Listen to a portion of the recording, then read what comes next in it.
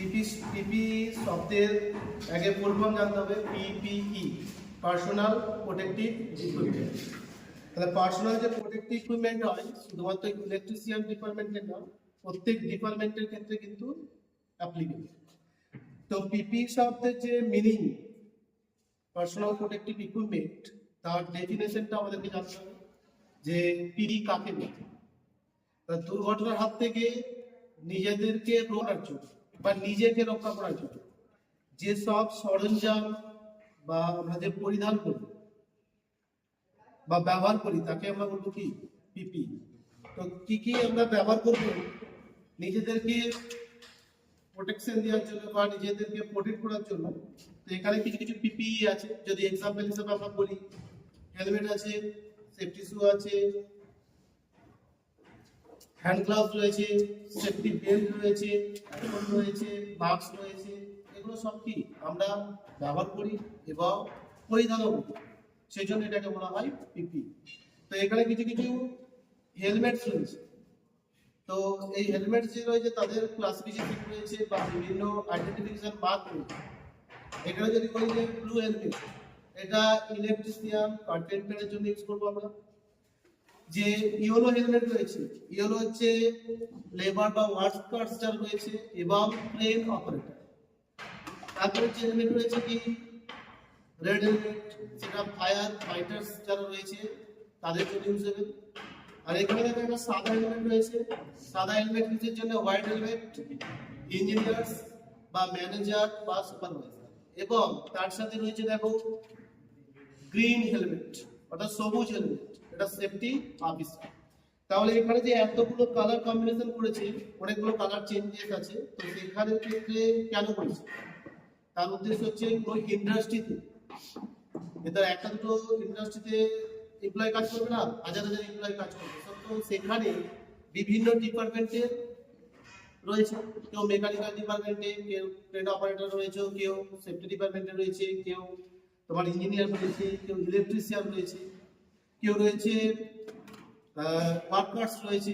তাহলে সেখানে আইডেন্টিফিকেশন আমরা কিভাবে করব? যখন দেখবো যে কোনো এমপ্লয় ব্লু হেলমেট পড়ে আছে, তাহলে আমরা সহজে বুঝতে পারবো ওখানে ইলেকট্রিশিয়ান রয়েছে। যদি কোনো ইলেকট্রিক্যাল ফল্ট হয় তাহলে আমরা সহজে আইডেন্টিফিকেশন করতে পারবো যে কারা ব্লু হেলমেট ইউজ করছে।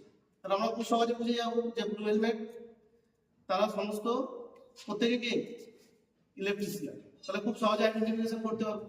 এবং কোম্পানির মধ্যে কে ইঞ্জিনিয়ার রয়েছে, কে সুপারভাইজার রয়েছে, কে ম্যানেজার রয়েছে, খুব সহজে কিন্তু আইডেন্টিফিকেশন করতে পারবো এই হোয়াইট হেলমেট থেকে। আবার যদি বলি যে সেফটি অফিসার, সেফটি অফিসারকেও যদি আমরা আইডেন্টিফিকেশন করতে হয় তাহলে গ্রিন হেলমেট আমরা ইউজ করব।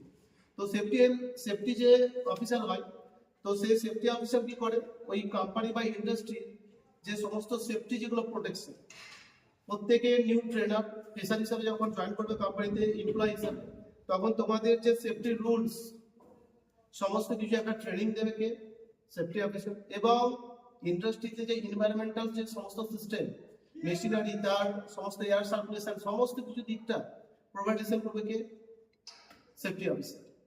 এবং ইলেকট্রিশিয়ান যে ডিপার্টমেন্ট, তোমরা প্রত্যেকে আছো ইলেকট্রিশিয়ান, তাই ইলেকট্রিশিয়ান নিয়ে বলি আমি। তো ইলেকট্রিশিয়ানের যে হেলমেট হয় সেটা ব্লু কালার হয়, প্রথমেই বললাম।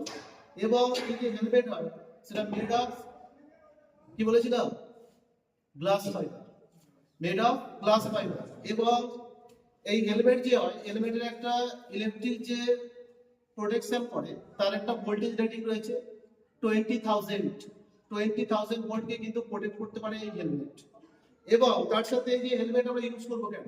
হেলমেট আমরা উপর থেকে কোনো অবজেক্ট, ফলিং অবজেক্ট, মানে উপর থেকে কোনো যদি বস্তু পড়ে যাতে আমাদের মাথাতে কোনো ক্ষতি না হয়, হ্যামারেজ না হয়, সেই জন্য আমরা ইউজ করবো কি হেলমেট। তো এখানে সমস্ত যা কিছু আছে পিপি। এবং তার সাথে রয়েছে safety shoe. Safety shoe are made of leather. Safety shoe আমাদেরকে প্রত্যেকে most important, mandatory. Electrician department হোক, যে কোনো এনি ওয়ান ডিপার্টমেন্ট হোক, ইন্ডাস্ট্রিতে কাজ করার মানে সেফটি যে শু রয়েছে পড়তে হবে, প্রত্যেককে পরিধান করতেই হবে। কারণ সেফটি শু এর জন্য কি হবে, প্রত্যেকটা কাজের ক্ষেত্রে আমাদের সেফটি প্রোটেকশন করে কে সেফটি শু।